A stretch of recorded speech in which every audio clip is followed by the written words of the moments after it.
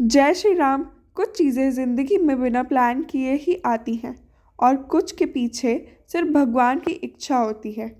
आज मैं आपको अपने राम दरबार की अपने घर आने की कहानी, एक पवित्र और भावुक कहानी सुनाने जा रही हूँ। यह सिर्फ एक मूर्ति या फोटो नहीं है। यह हमारे घर की शांति, विश्वास और भगवान का आशीर्वाद है। और इसके हमारे जीवन में आने की कहानी हमारे लिए एक चमत्कार से कम नहीं है। इस कहानी की शुरुआत होती है जब मैं छोटी थी। तो मैं अपनी माँ से बार बार एक ही बात कहा करती थी, माँ जब मेरा अपना घर होगा ना तो मैं राम दरबार ज़रूर स्थापित करूँगी। उस समय शायद मुझे जीवन की कठिनाइयों का अंदाज़ा नहीं था, लेकिन मेरे दिल में श्री राम पहले से ही बस चुके थे। वह सिर्फ एक इच्छा नहीं थी, वह मेरा एक पवित्र संकल्प था।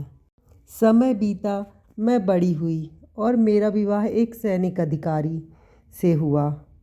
उन्होंने मेरे जीवन भर सच्चे मन से प्यार किया, एक जीवन साथी के रूप में, एक सच्चे सहयोग के रूप में। सेना की नौकरी में बार बार पोस्टिंग बदलती रहती थी। हम भी कई शहरों से गुजरे और अंत में हम भोपाल में आकर बसे। वहीं हमने एक सुंदर सा घर बनाया, लेकिन राम दरबार की स्थापना अटकी रही। कभी कहते अभी समय नहीं है, कभी कहते पहले घर पूरी तरह से सेट हो जाए। लेकिन मेरे अंदर की वो छोटी बच्ची जो माँ से वादा करके बैठी थी कि उसे कभी हार नहीं माननी, वो दिन आया जिस दिन मेरे बेटे का कंछेदन संस्कार होना था, जैसे कि हिंदू धर्म में बताया गया है। उसी दिन मेरे पति ने कहा, इसी के साथ हम राम दरबार की स्थापना कर लेते हैं। वो मेरे बचपन का सपना अब सच होने वाला था। हमने भोपाल के सभी मार्बल मार्केट देखे और कुछ जगहों पर भी गए।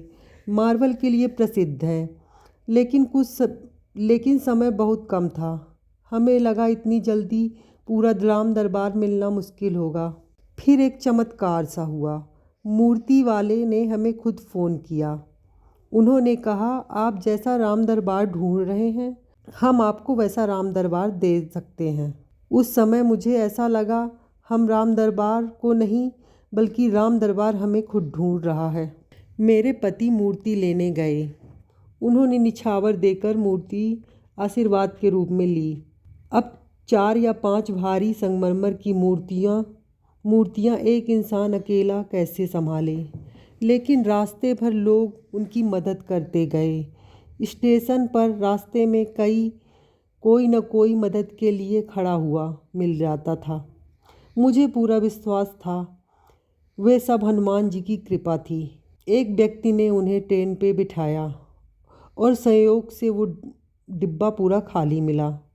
मेरे पति पूरी रात मूर्तियों को संभालते हुए लेकर आए।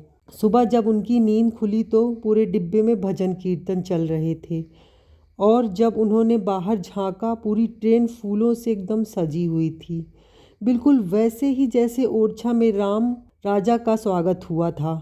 उस पल उन्हें ऐसा लगा जैसे वह मूर्तियाँ नहीं ला रहे हैं, भगवान राम स्वयं अपने नए घर आ रहे हैं। ऐसा कहा जाता है कि जब भगवान राम कहीं स्थापित होते हैं तो केवल मूर्ति नहीं आती हैं, अयोध्या का दिव्यांत भी आता है। वही अयोध्या जहाँ मर्यादा थी, जहाँ धर्म था, जहाँ सच्चाई थी। और उसी अयोध्या की शांति हमारे छोटे से भोपाल के घर में उतर आई। जिस दिन हमारे घर में पहली बार दिया जला, पहली बार आरती हुई, मुझे ऐसा नहीं लगा कि मैंने मंदिर बनवाया। मुझे लगा कि भगवान ने खुद हमारे घर को चुना है। मेरे बचपन का सपना मेरे सामने साकार खड़ा था। आज हम भगवान के आशीर्वाद से एक सुखी, स्वस्थ और शांत जीवन जी रहे हैं। घर में एक सकारात्मक ऊर्जा रहती है, मन को अजीब सा सुकून मिलता है। और ये सिर्फ श्री राम, सीता माता, लक्ष्मण जी और हनुमान जी की कृपा से ही संभव हुआ है।